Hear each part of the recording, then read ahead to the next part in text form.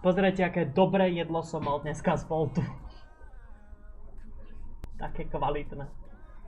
Týpek prišiel a rozjebal to predo mnou, že to je Miško Evrič, mám ťa piči, ty žebrak, proste hodil to o zem a šiel do piči.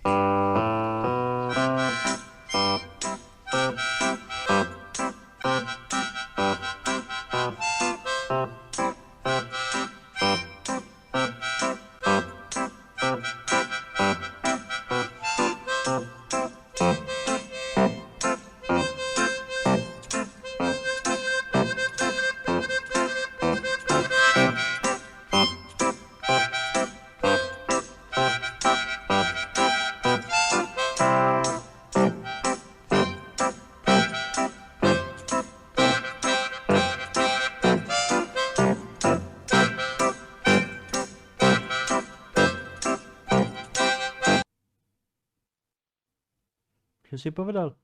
Či máš nejaký problém, bráško? Môžeš mi to prísť povedať tam von. Vieš, rovno medzi kontajnere a zaparkované auta, tam budeš ležať. Proste ja neznášam... Daj mi tie okuliare, skúsim si ich. Ježišmaria. To je moc. Dneska som mal prvé hroty. No, hroty. No.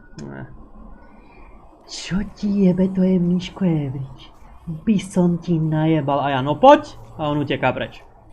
Ja stojím na mieste a on normálne proste prída do chôdze a hovorí: Drž piču! Ty drž piču! Však odchádzaš.